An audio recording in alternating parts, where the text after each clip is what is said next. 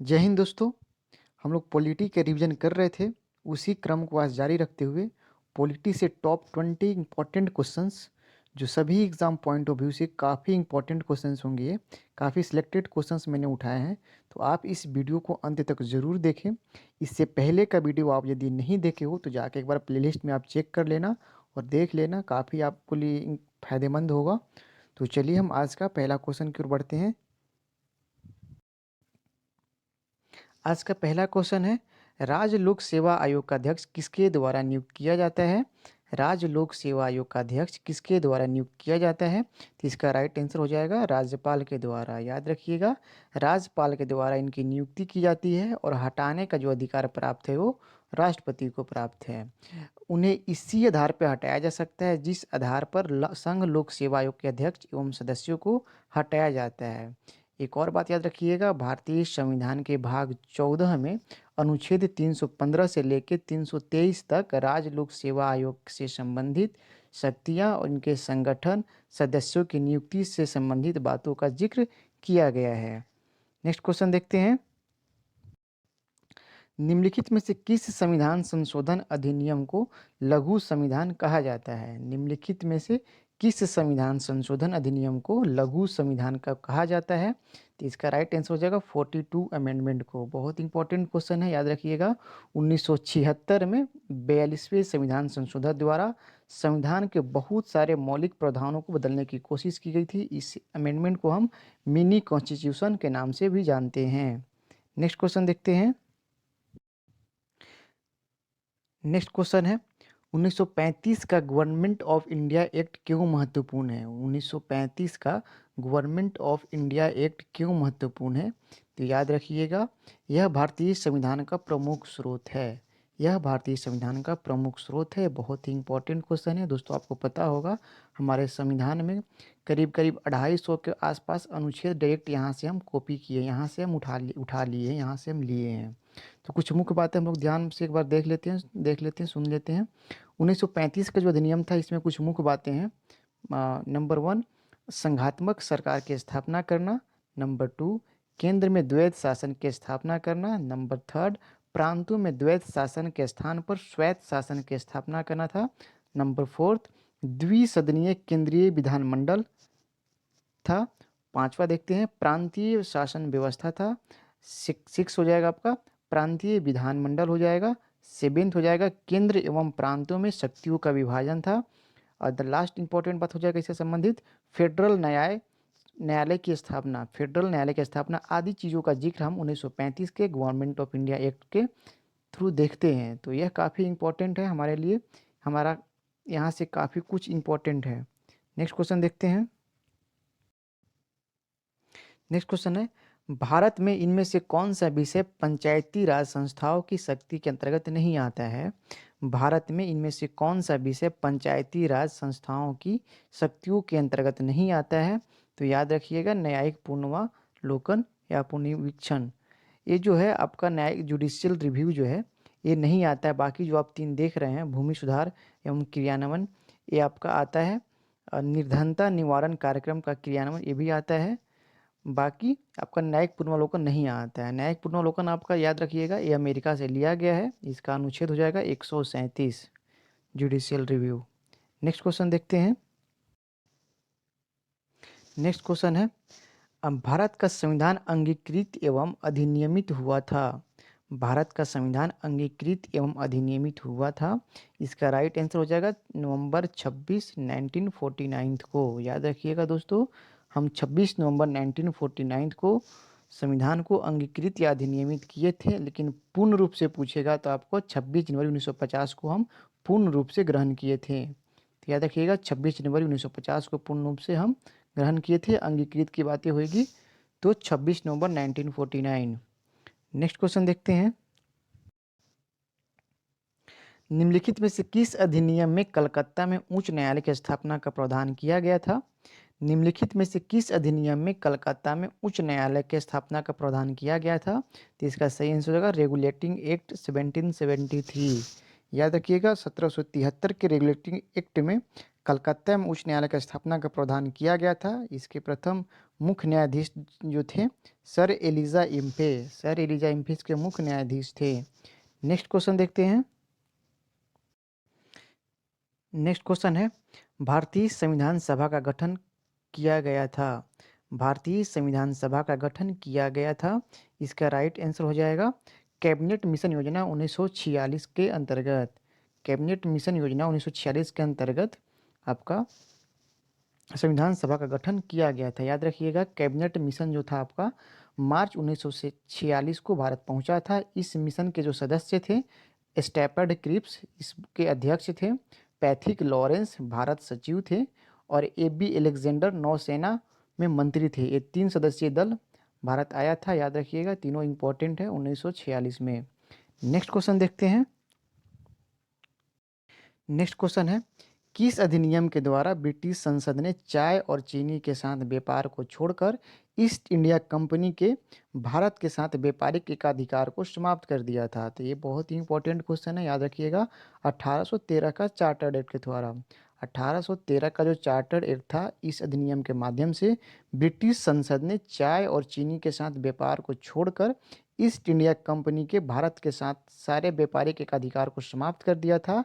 जबकि 1833 के चार्टर्ड अधिनियम के द्वारा कंपनी के समस्त व्यापारिक कार्य समाप्त कर दिए गए थे। चाय चीनी सभी को समाप्त कर दिया गया था तथा 1833 के बाद कंपनी के जो भविष्य थे केवल राजनीतिक कार्य ही किए, राजनीतिक कार्य किए 1833 के बाद। याद रखिएगा, 1813 में चाय और चीनी को छोड़कर बाकी सारे व्यापारिक चीज़ों को बंद कर दिया गया था।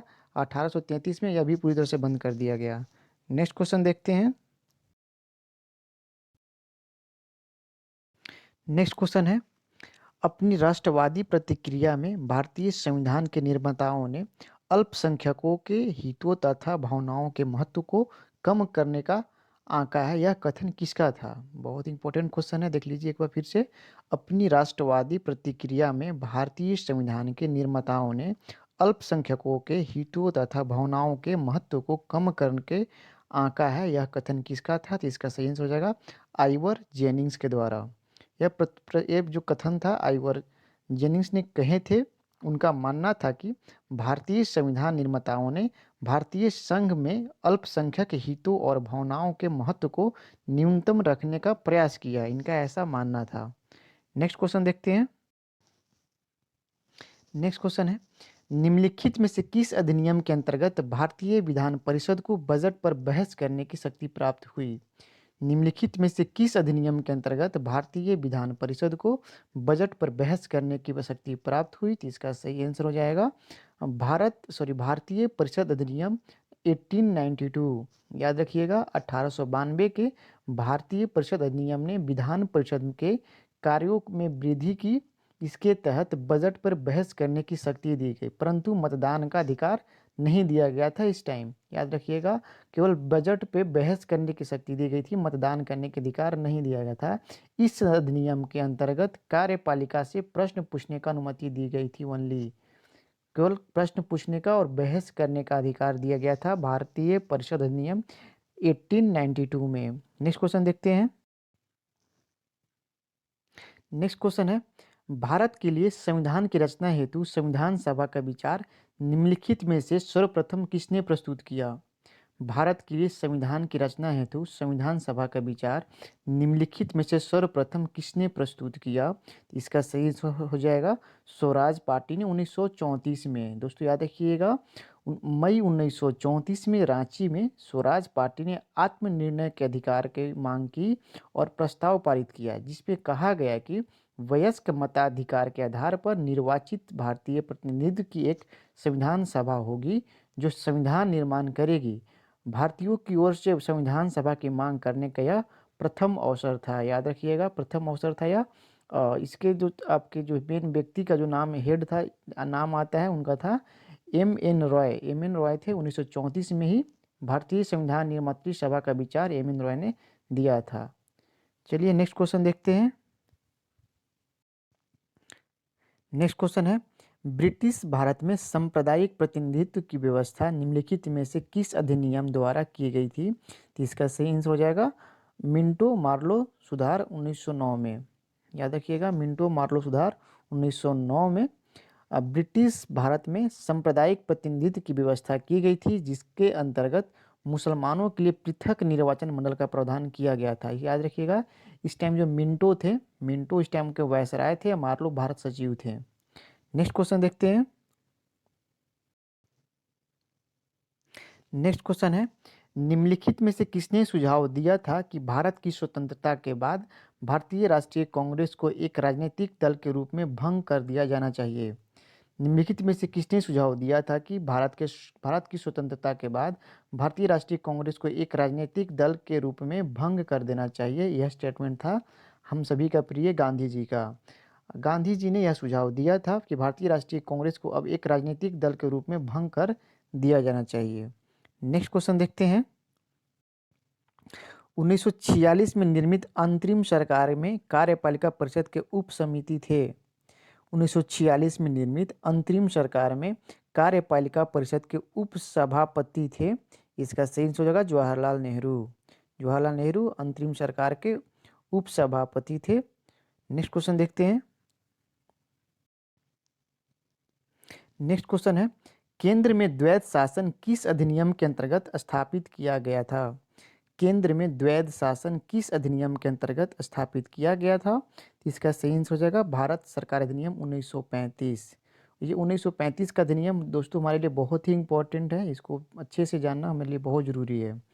भारत सरकार अधिनियम 1935 के अंतर्गत केंद्र में द्वैध शासन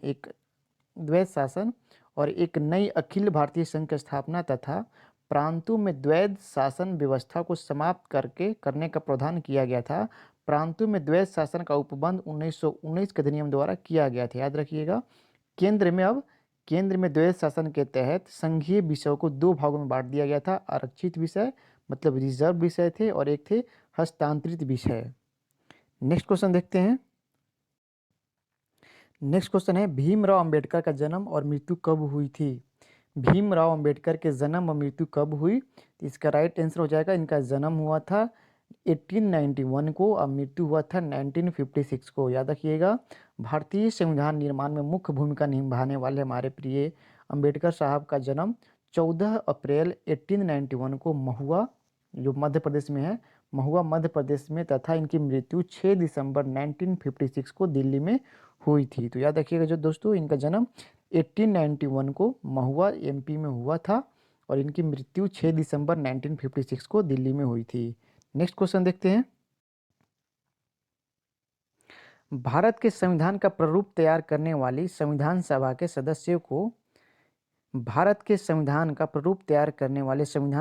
सदस्यों को विभिन्न प्रांत की विधानसभाओं द्वारा चुना गया था। याद रखिएगा विभिन्न प्रांत के विधानसभाओं के द्वारा इन्हें चुना गया था। नेक्स्ट क्वेश्चन देखते हैं। नेक्स्ट क्वेश्चन है, केंद्र में कौन सा एक्ट द्विसदनीय विधायिका लाया? केंद्र में कौन सा एक्ट द्विसदनीय विधायिका लाया था? तो इसका राइट आंसर हो जाएगा 1919 का एक्ट। दोस्तों याद रखिएगा यहाँ पे कंफ्यूज नहीं होना है, द्विसदनीय विधायिका की बात होएगी तो 1919 का एक्ट हो जाएगा। और द्वैध शासन की बात होगा तो आपका हो जाएगा 1935 का अधिनियम। 1935 का अधिनियम में द्वैध शासन का जिक्र किया गया था। ये द्विसदनीय विधायिका 1919 में लाया गया था, जिसमें प्रांतीय स्वायत्तता की बातें की गई थी। नेक्स्ट क्वेश्चन देखते हैं। नेक्स्ट क्वेश्चन है, संविधान सभा के चुने हुए स्थायी अध्यक्ष कौन थे? संविधान सभा के चुने हुए अस्थायी अध्यक्ष कौन थे? तो इसका राइट आंसर हो जाएगा डॉक्टर राजेंद्र प्रसाद। याद रखिएगा 9 दिसंबर 1946 को संविधान सभा की प्रथम बैठक हुई थी। इस प्रथम बैठक में अध्यक्षता तो एक अस्थायी अध्यक्ष चुना गए थे, यह थे आपके डॉक्टर सच्चिदानंद सिन्हा को चुना गया था। 9 दिसंबर की पहली संविधान सभा की बैठक हुई थी। इस समय प्रथम जो बैठक में ही एक अस्थायी अध्यक्ष चुना गया था, इनका नाम था डॉक्टर सच्चिदानंद सिन्हा। दूसरी बैठक 11 दिसंबर 1946 को हुआ था। इस दूसरी बैठक में हमने एक अस्थायी परमानेंट अध्यक्ष चुना गया था, वो थे डॉक्टर राजेंद्र प्रसाद। निर्विरोध संविधान सभा के अस्थायी अध्यक्ष के रूप में चुने गए थे। याद रखिएगा कई बार ये भी पूछता है भारतीय संविधान सभा की स्थापना कब की गई थी? तो 9 दिसंबर 1946 को। ठीक है, संविधान सभा की गठन तो सेम इसका हो जाएगा दिसंबर 1946 को। 9 दिसंबर 1946 की पहली बैठक में ही अस्थायी अध्यक्ष चुना गया था डॉक्टर सच्चिदानंद सिन्हा को, और 11 दिसंबर 1946 को आपका राजेंद्र प्रसाद को चुना गया था अस्थायी अध्यक्ष के तौर पे। नेक्स्ट क्वेश्चन देखते हैं। नेक्स्ट क्वेश्चन है, राष्ट्रपति की अध्यादेश निर्गत करने की शक्ति प्रेरित है। राष्ट्रपति की अध्यादेश निर्गत करने की शक्ति प्रेरित है भारत सरकार अधिनियम 1935 के थ्रू। याद रखिएगा, भारत सरकार अभी जो हम अध्यादेश देखते हैं, अध्यादेश मतलब आपका अनुच्छेद हो जाएगा 1, 2, 3, 123 अनुच्छेद 2 है, ऑर्डिनेंस से संबंधित है, अध्यादेश से संबंधित है। यह भारत सरकार अधिनियम 1935 से प्रेरित है। यदि हम ब्रिटिश भारत की बातें करेंगे तो गवर्नर जनरल को 1861 के भारत परिषद अधिनियम से ही विधान परिषद की अनुमति के बिना अध्यादेश जारी करने की शक्ति प्राप्त थी वायसराय को। याद रखिएगा, ब्रिटिश भारत में 1861, और अभी प्रेजेंट के सिनेरियो को हम देखेंगे तो 1935 के अधिनियम से ये चीज़ें हमें प्राप्त हैं। अध्यादेश जारी करने की शक्ति राष्ट्रपति को अनुच्छेद 123 के तहत मिलती है। नेक्स्ट क्वेश्चन देखते हैं। भारतीय संविधान सभा की स्थापना की गई थी। भारतीय संविधान सभा की स्थापना की गई थी 9 दिसंबर 1946 को। 9 दिसंबर 1946 को इसकी पहली बैठक हुई थी। इसी टाइम आपका डॉक्टर सच्चिदानंद सिन्हा को अस्थायी अध्यक्ष के तौर पे चुना गया था, और 11 दिसंबर 1946 को डॉक्टर राजेंद्र प्रसाद को अस्थायी अध्यक्ष चुन लिया गया था निर्विरोध। नेक्स्ट क्वेश्चन देखते हैं। नेक्स्ट क्वेश्चन है, भारत की संविधान सभा की अंतिम बैठक की सही तिथि बताइए। भारत की संविधान सभा की अंतिम बैठक की सही तिथि को बताइए। तो इसका दोस्तों सही आंसर हो जाएगा 24 जनवरी 1950। ये संविधान सभा की अंतिम बैठक के डेट याद कर लीजिएगा, 24 जनवरी 1950 की पहली बैठक हो जाएगा 9 दिसंबर 1946 को। ठीक है, नेक्स्ट क्वेश्चन देखते हैं। नेक्स्ट क्वेश्चन है, भारतीय संविधान को बनाने हेतु भारतीय संविधान सभा में कुल कितने अधिवेशन हुए थे। भारतीय संविधान को बनाने हेतु भारतीय संविधान सभा में कुल कितने अधिवेशन हुए थे। तो दोस्तों इस ऑप्शन में 11 नहीं दिया है, तो सबसे नज़दीकी ऑप्शन के तौर पे यहाँ पे 12 दिखता है, लेकिन इसका एग्जैक्ट आंसर 11 होगा। ये टोटल 11 अधिवेशन हुए थे।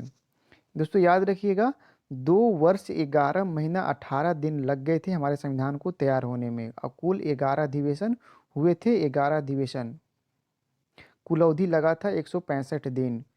नेक्स्ट क्वेश्चन देखते हैं।